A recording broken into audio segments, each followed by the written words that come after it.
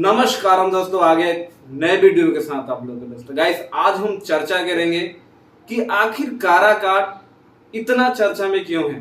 भारत में 543 लोकसभा क्षेत्रों पे जो है चुनाव होता है, लेकिन एक इकलौता काराकाट क्षेत्र ऐसा है जिस पे चर्चा हो रही है और चर्चा का विषय बन रहा है। तो आज की वीडियो हम इसी पे बनाएंगे।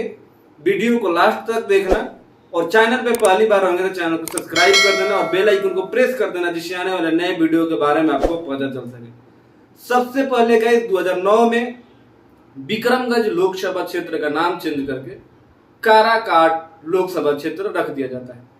वहां पे चुनाव होता है और एनडीए गठबंधन से जेडीयू के प्रत्याशी जो होते हैं महाबली सिंह चुनाव जीत जाते हैं। उनके चुनाव जीतने के बाद भी इतना चर्चाएं नहीं होती है।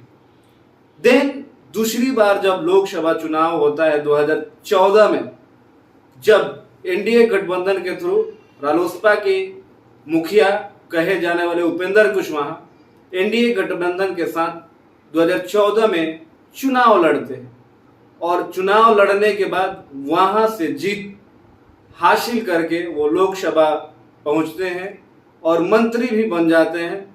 फिर भी काराकाट लोकसभा क्षेत्र का कोई जिक्र नहीं था और ना ही कोई बात कर रहा था।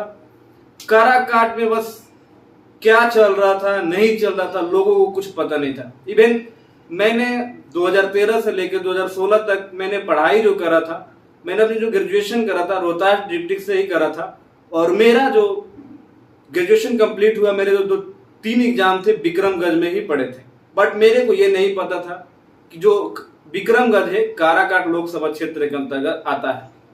गाइस, काराकाट में आप देखोगे जब से पवन सिंह ने ट्वीट करा तब से वो ट्रेंड में आया। उससे पहले काराकाट में कोई भी बड़ा मंत्री या बड़ा नेता, देन वहां से जीतने वाले प्रत्याशी भी वहां पे घूमने नहीं, अपनी शक्ल तक दिखाने नहीं जाते थे।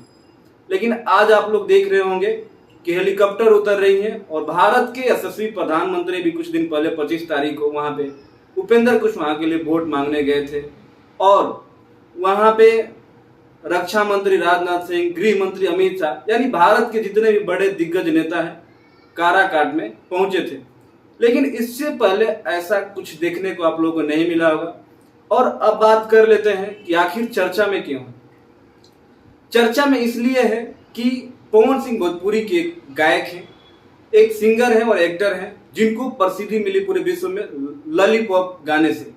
ये पिछले 32 से 35 सालों से अपने श्रोताओं और जनताओं का जो है दिल पे राज करते हैं और ये मूड बनाते हैं कि मुझे भी चुनाव लड़ना चाहिए। और 2016 में ये बीजेपी की दामन थामते हैं और 8 से 10 साल से लगातार बिना किसी मोह माया के, बिना किसी पैसों के सैकड़ों ऐसी रैलियां करते हैं बीजेपी के सपोर्ट में और जीत दिलाते हैं और पार्टी की एक सिपाही बन के पूरा साथ देते हैं और बीजेपी उनको आसनसोल से टिकट भी देती है। लेकिन गाइस, होता कुछ यूं है कि पवन सिंह कुछ पर्सनल कारणों के वजह से आसनसोल से चुनाव लड़ने से मना कर देते हैं और कहते हैं कि मैं वहां से चुनाव नहीं लड़ूंगा।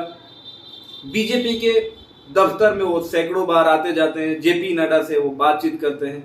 भोजपुरी के तमाम बड़े जो सिंगर एक्टर होते हैं, मनोज तिवारी, निरहुआ, रवि किशन भी कोशिश करते हैं, लेकिन बात नहीं बनती है और बीजेपी जो पार्टी है बस आश्वासन देती है और टिकट नहीं देती है। लेकिन पवन सिंह अपने मां के वादे के मुताबिक, कहे मुताबिक कि तुझे चुनाव लड़ना है, पवन सिंह एक ट्वीट करते हैं काराकाट में, काराकाट से चुनाव लड़ने का ट्वीट करते हैं। तब से काराकाट पूरे विश्व में प्रसिद्ध हो जाता है और पूरे भारत में उसकी चर्चाएं होने लगती हैं।